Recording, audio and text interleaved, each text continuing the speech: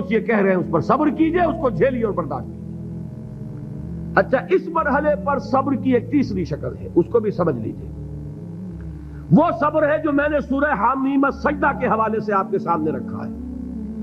مقام دعوت پر جو شخص فائز ہو گیا ہو اس کے لیے یہ صبر لازم ہے کہ لوگ گالیاں دیں وہ دعائیں دیں، لوگ پتھراؤ کریں وہ پھول پیش کرے، اگر نہیں کرے گا دعوت نہیں آگے بڑھے گی۔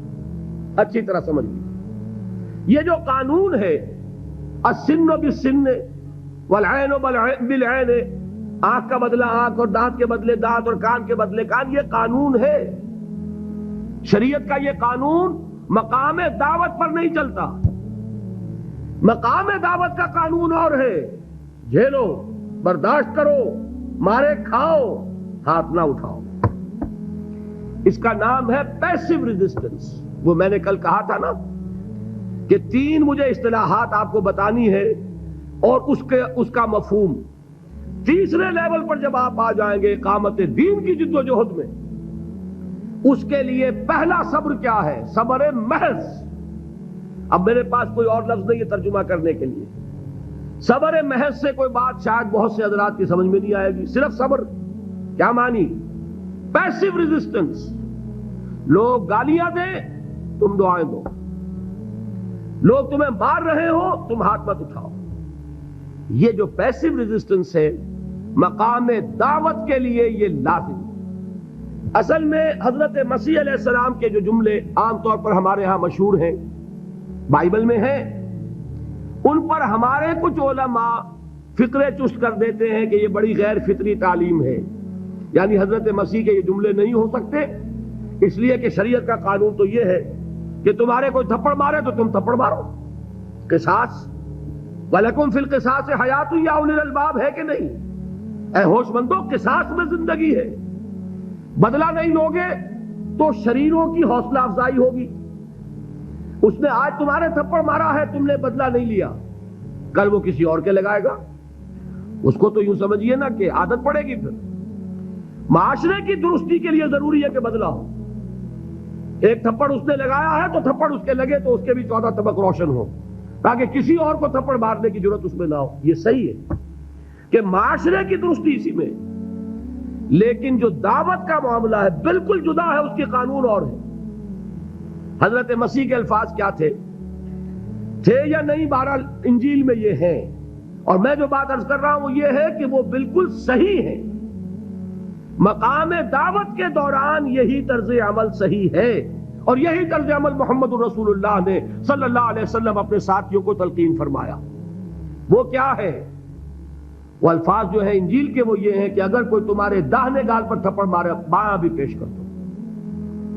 اگر کوئی تمہارا چغا لینا چاہے نالش کر کے تو تم اس کو کرتا بھی اتار کے دے دو۔ اگر کوئی تمہیں بیگار میں 1 کوس لے کے جانا چاہے تم 2 کوس اس کے ساتھ جاؤ۔ اس پر کہا گیا کہ یہ بڑی غیر فطری تعلیم ہے۔ یقیناً قانون کے اعتبار سے غیر فطری ہے، دعوت کے اعتبار سے یہ لازمی ہے۔ یہی دعوت کا یہی قانون ہے جو 12 برس تک مکے میں محمد الرسول اللہ نے نافذ کیا۔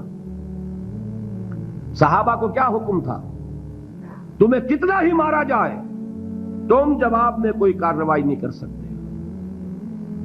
نو ریزسٹنس، نو ریٹیلیشن۔ ریزسٹنس تو ہے، پیسو ریزسٹنس۔ ریزسٹنس کیا ہے؟ کہ پیچھے مت ہٹنا۔ وہ سارا دباؤ کیوں دے رہے تھے؟ کہ تم اپنا تعلق منقطع کرو محمد سے صلی اللہ علیہ وسلم، تم توحید کو چھوڑو، اپنے آبائی دین میں آؤ۔ اسی کے لیے پریشرائز کر رہے تھے نا۔ حضرت بلال کو مار رہا ہے امیہ ابن خلف، حضرت خباب بن الارت رضی اللہ تعالی عنہ کو دہکتے ہوئے انگارے زمین میں بچھا کر اور اس کے اوپر ننگی پیٹھ لٹا دیا گیا۔ آپ ذرا تصور کیجئے، ایک شخص دیکھ رہا ہے کہ دہکتے ہوئے انگارے بچھائے جا رہے ہیں، یہ میرے لیے تیار کیے جا رہے ہیں، اور پھر حکم دیا جاتا ہے کرتا اتار دو، کرتا اتار دیتا ہے، لیٹ جاؤ، لیٹ جاتا ہے۔ کیوں؟ بڑی غیر فطری بات ہے یہ تو۔ اسے ہاتھ پاؤں مارنے چاہیے۔ ایک آدمی ڈیسپریٹ ہو جائے تو آپ کو معلوم ہے اس کے اندر طاقت بہت آ جاتی ہے. اسے نظر آ رہا ہو کہ مجھے تو بھون دیں گے, کباب بنا دیں گے, تو اگر اسے اجازت ہو 2-4 کو مار کر مرے گا. اجازت نہیں. محمد نے ہاتھ باندھ دیے صلی اللہ علیہ وسلم, تمہیں اجازت نہیں ہاتھ اٹھانے کی. یہ بعد میں سورہ نساء میں یہ الفاظ نازل ہوئے کہ اے مسلمانوں, ایک زمانہ یہ تھا کہ تمہیں حکم تھا کفو ایدیکم, اپنے ہاتھ بندے رکھو. You are not allowed to retaliate. ڈٹے رہو, جمے رہو, کھڑے رہو, صبر کرو, جھیلو, برداشت کرو, پیچھے نہ ہٹنا. نہ محمد کے دامن کو چھوڑنا صلی اللہ علیہ وسلم, نہ توحید کا دامن چھوڑنا, لیکن ہاتھ اٹھانے کی اجازت نہیں. بتائیے کہاں گیا قانون؟ قانون تو یہ ہے کہ بدلا لو, لیکن وہ قانون تو اس وقت نافذ ہوگا جب انقلاب آ جائے گا, اسلامی حکومت قائم ہو جائے گی, تب آئے گا نا قانون. ابھی مرحلہ ہے انقلابی عمل کا, ابھی تو انقلاب لانا ہے, اسلامی حکومت قائم کرنی ہے. اس پروسیس کے تقاضے کچھ اور ہیں. اس میں جو پہلا مرحلہ ہے وہ پیسو ریزسٹنس کا ہے, صبر کا. یہی وجہ ہے, دیکھیے مکی صورتوں میں خود نبی اکرم صلی اللہ علیہ وسلم کو اتنے مختلف پیرایوں میں صبر کا حکم دیا گیا. کچھ مثالیں میں دے چکا ہوں. وَلِرَبِّكَ فَاصْبِرْ, اسی طریقے سے وَاصْبِرْ كَمَا صَبَرَ أُولُو الْعَزْمِ مِنَ الرُّسُلِ, اے نبی صبر کیجئے جیسے کہ صبر کیا ہمارے اولو العزم رسولوں نے. وَاصْبِرْ وَمَا صَبْرُكَ إِلَّا بِاللَّهِ, اے نبی صبر کیجئے اور آپ کا صبر تو اللہ ہی کے سہارے ہے.